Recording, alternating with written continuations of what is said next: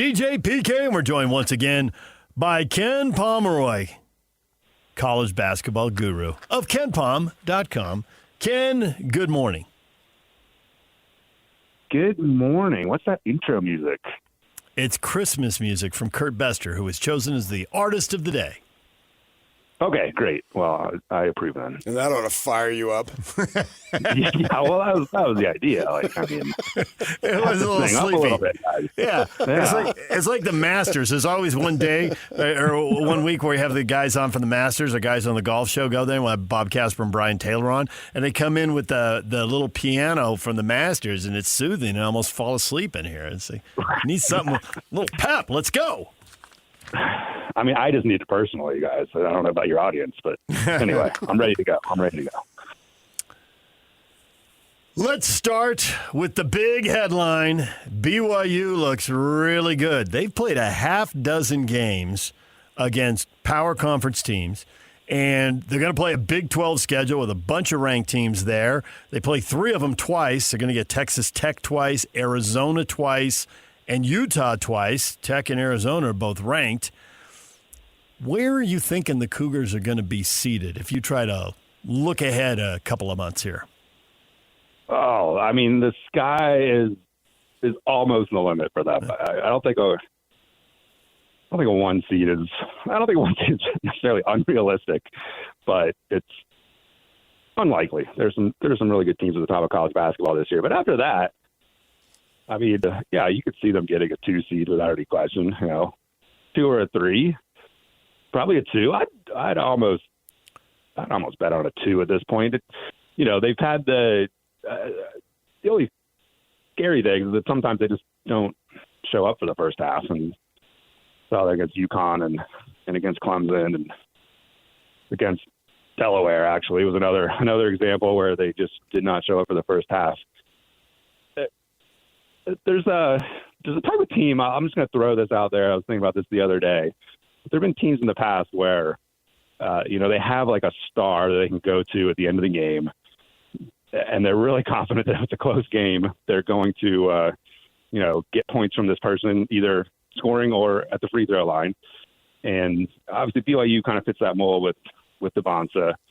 The last team I remember like this is like Blake Griffin, Oklahoma, where they didn't have a lot of depth. It was mostly a one-man team, and they rose to number 1 in the polls, and they were never really like that high in any sort of power ranking because they did take some possessions off. I think subconsciously knowing that the game was almost in the bag at the end of the game, and BYU's not quite on that level yet. But I'm curious to see how they navigate the Big 12 schedule if this happens. If they, even against weaker teams, they don't necessarily put them away because they know that, 2 minutes left, they can give the ball to AJ and, he can make things happen. It's going to be fun times in Provo, I think, over the next, 2 to 3 months. Conference season is pretty much over, or non-conference, I should say, as far as that goes. I mean, I realize that they still have a couple more games and all, but the point I'm making, have you been able to, with some form of good legitimacy, create a ranking in terms of conferences and who's better and who's that and all that stuff? Yeah, I mean, I'm all about legitimacy, DK. And, you should be. I've been trying to push that on you for as long as I've known you. Been working on that, and we have legitimate conference rankings. And I guess the story this year is that, last year the story was the SEC was sort of this dominant league that historically dominant, almost all their teams getting into the tournament, 14 out of 16 getting into the tournament, and then, having reasonable success in the NCAA tournament as well. It was really one of the best leagues of modern history. The SEC, I still have rated as the top league, but it's significantly weaker than it has been. And mostly the reason they're the top league is that the bottom is good, which is probably not a reason that, most people want to rate leagues. Like when it comes to getting tournament bids, it's kind of TBD as to which league is going to get the most. You got the SEC, the Big 10, and the Big 12. I mean, they're all pretty similar in terms of overall strength. The SEC's bottom is stronger. The top is not nearly as strong as it was last year. Like there's, Vanderbilt is the highest rated team in the league right now to be, I believe, the highest ranked team in the AP poll as well, for those who believe in that sort of stuff. And they're a legitimate team, but like they're not, on the level of Florida or Auburn last year, or even Alabama. It's just a little bit down at the top of the league. And then you got the Big Ten and the Big 12 have better teams at the top. The bottom is also lower for both of those leagues, but all three of those leagues are, basically within the margin of error of each other. And if people care about which league is the best league, it's going to come down to, I'm sure, for popular opinion, which teams or which leagues get the most teams in the tournament, and then how those teams fare in the tournament. And for some people, the best league is simply determined by who wins the title game. And for those people, maybe it'll be one of those three leagues, or maybe it'll be, maybe it'll be Duke. It's usually the ACC people that like to go that route. And if Duke or Carolina or somebody else, Louisville, wins the title, they'll claim that the ACC was the best league. And hey, I'm not going to put up much of a fight about that. We have to watch so much football, and we probably have at least 7, but really 8, 9. Yeah, with Weber State football, maybe we're about to have 10 teams we got to track. So watching a lot of out-of-state college basketball, I'm just not going to have time to do a lot of that. But I did read and saw a couple scores, and I did read Michigan is awesome. Even among the awesome teams, they're awesome. And when I looked at KenPom.com to confirm that, I was like, whoa, net rating, they're like 4.5 points in front of everybody else. Do you view Michigan as a powerhouse and everyone in college basketball is chasing them? Because right now, looking at your rankings, I think you're about to say yes.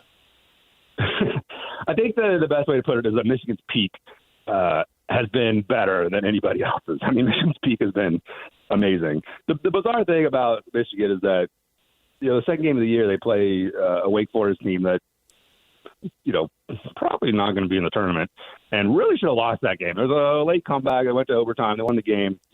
But that was a pretty ugly performance. They struggled badly with TCU in the very next game, another team that, probably won't make the tournament. And since then, they have just been, wrecking teams. I mean, they went to the Players Era Festival. That's where it really, opened people's eyes, and they just annihilated San Diego State, annihilated Auburn, annihilated Gonzaga.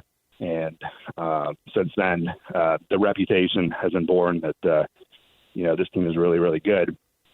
I mean, they'll get their test in Big Ten play. And they actually, are coming off a game against Maryland where the score was lopsided, but they were only ahead by 3 with 10 minutes left.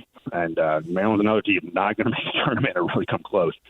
So that's the way I put it. At Michigan's peak, I mean, you beat Gonzaga by 40 in any year. It's a big deal. I believe it was the worst loss in Mark Stew's career. So in any year, that's a big deal. But if you also look at my ratings, there's Gonzaga's, I believe, still number 2 today. So so that was a pretty crazy one. So yeah, Michigan at its best, I think, is better than anybody else. They're not, this is not, 1991 UNLV or something like that. I mean, it's there's other, very good teams out there that have also had very impressive wins, like Iowa State, winning by 20 plus at Purdue, and Arizona's been rolling. Duke very young, but seem to have all the pieces to make another push for a Final Four or a national title. So there are other teams out there, but yeah, I would say Michigan right now, rightfully the favorite to win a title. Based on your rankings, do you take more crap in the non-conference or during the conference? Man, I do take a lot of crap in the non-conference. That's what I thought. Sure. Yeah, and I always enjoy it each time you do, by the way. I enjoy it too, actually. A nice, fun ritual for me is just, there's plenty of crap out there. So on social media, and I just when the crap comes in, I just bookmark the crap, and we'll check back in at the end of the season. There was a guy who made a social media account just to not very politely tell me, that I was crazy about his team. And his team was Georgetown, which, 3 Georgetown might make this year, but they got a lot of work to do. Like they just got taken to overtime by St. Peter's, but he was irate that they were getting like a few votes in the AP poll, and I had them ranked like 83rd or something. And so irate that he created a social media account solely to let me know this. And so I'm being patient, but at the end of the year, I'm petty enough where I might post a screenshot. And go back at it. Yeah, that was going to be my follow-up. Do you bookmark these just so you can look back with satisfaction and think, yeah, he's wrong, I'm right. He's wrong, I'm right. Or do you literally tweet, how do you like me now?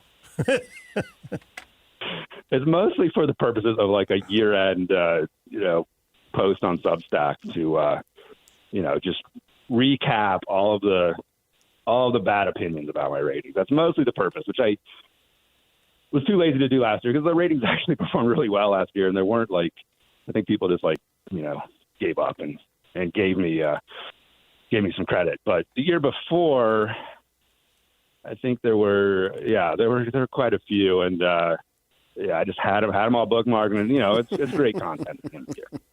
Sure, why not? That's part of the fun. Kentucky with Mark Pope, man, he's been under the microscope. What do you think?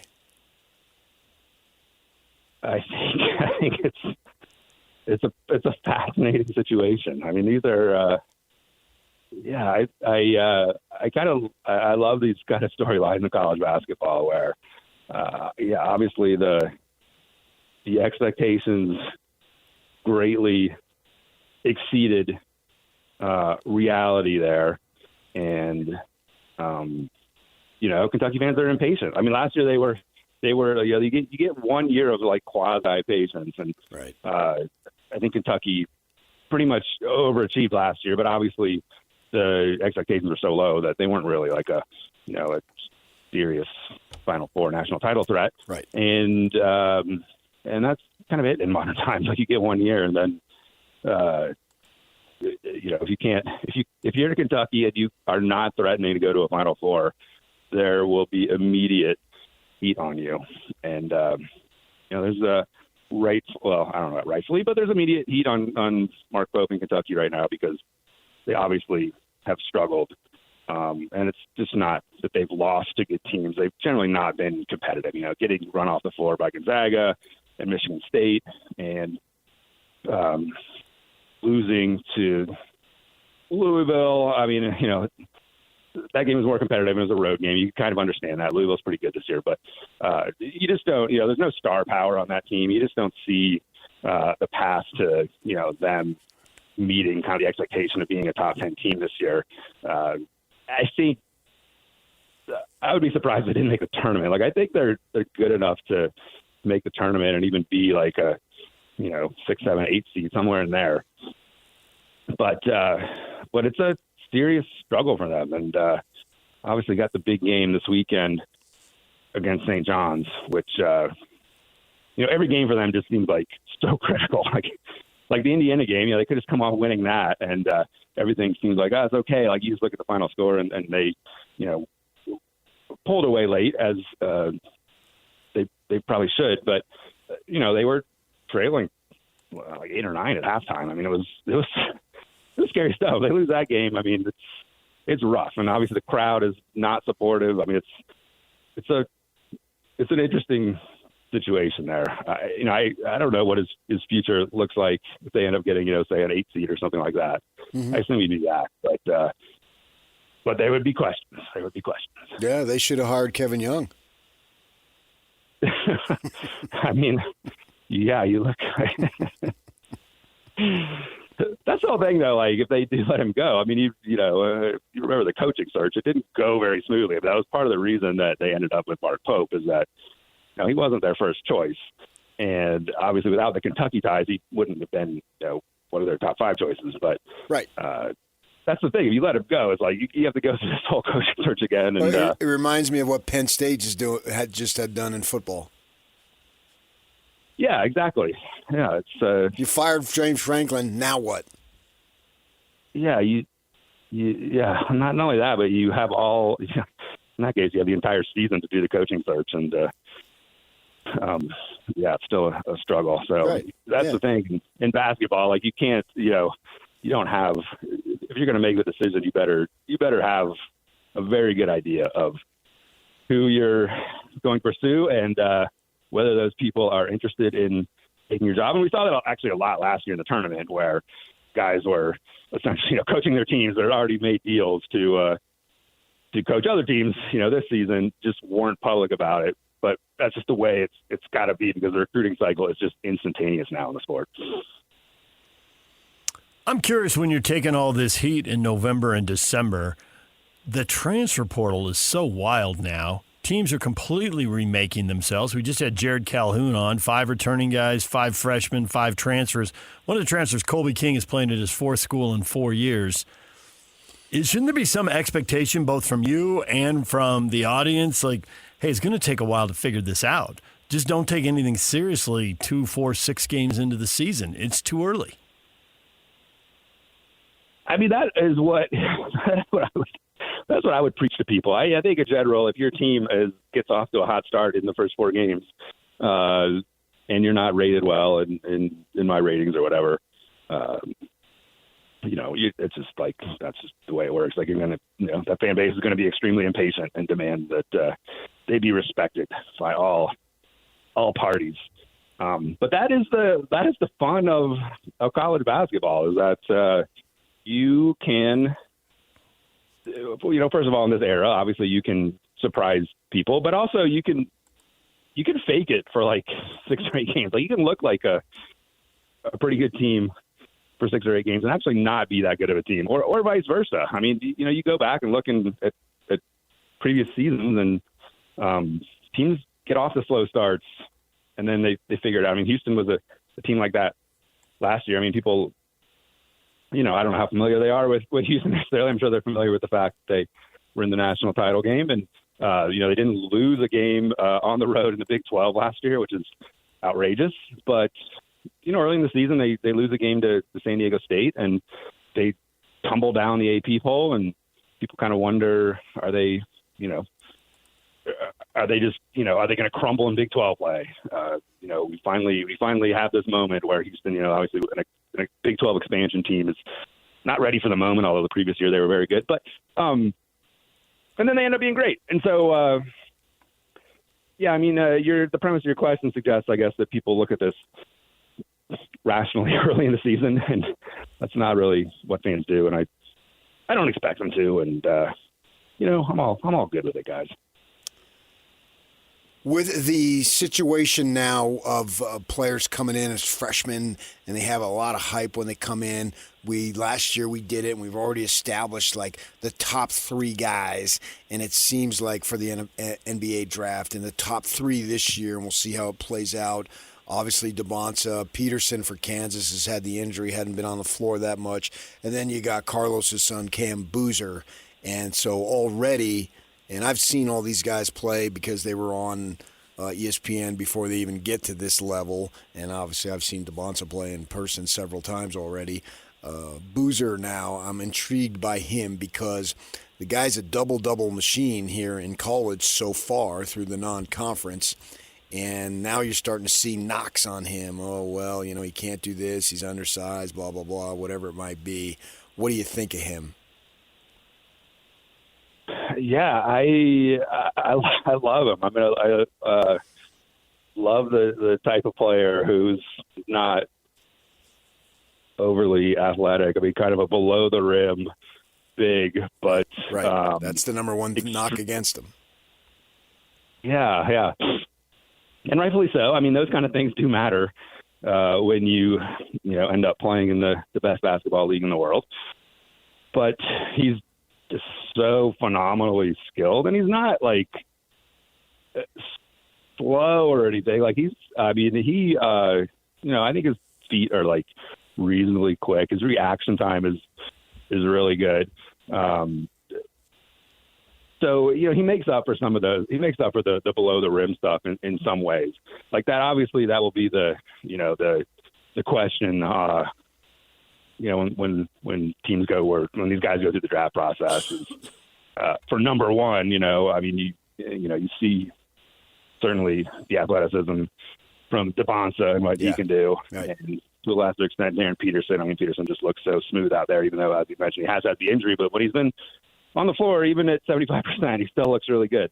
So, all those things come into play. But, yeah, certainly with Cam, it's a question of the athleticism. But the production is outrageous. And the production against good teams has been pretty good. Like, yeah, he will go, 5-7 minutes without necessarily making an impact on the game. But, I don't care who you're talking about at this level. Like that happens. We could find those stretches for A.J. Devonsa as well. The people are maybe being a little overly critical on Cam just simply because of the lack of athleticism necessarily. But overall, at the end of the day, you look at his production, even against great teams, and it's been worthy of the hype of potentially being the number one pick. Well, the skill matters a lot, and he's got it. And honestly, just it reminds me so much of watching his dad, because his dad was highly skilled, and his dad was undersized and didn't have great lift, and it really didn't limit what the Jazz could do until they ran into a team like the Lakers, who they lost to 3 times in 4 years, and the Lakers had 3 7-footers across the front line. And so the skill can overcome a little bit of that lack of explosiveness and a little bit of that lack of size. But when you put 3 guys out on the court, there are going to be limitations. And that goes back to your point about, well, it's the best league in the world, and when you run into the best teams in the best leagues, there can be a bit of a ceiling there. Yeah, and what's interesting? Carlos, my recollection is he was one of the first guys who, his analytics started becoming a thing relative to the draft. He was one of the first guys who, the nerds in the on the dark web at that time were like, why is this guy not, profiled higher in the draft? Why is he not a lottery pick, really? Mm-hmm. Because, the same knock, he wasn't athletic, but he was just supremely productive back in an ACC that was, easily the best league in the country, playing top 10 teams all the time.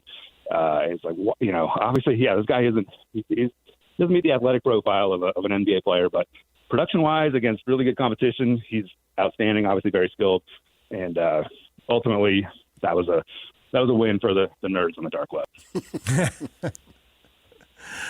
All right, well, we'll leave it right there, Ken. We appreciate it, as always. Thanks for a little December college basketball talk. All right. Thanks for having me on, guys. Happy holidays. Happy holidays. We'll talk to you again. Ken Pomeroy. You can follow him, kenpom.com, for everything you want to know about college basketball and your team and your conference and where they fit in the bigger world.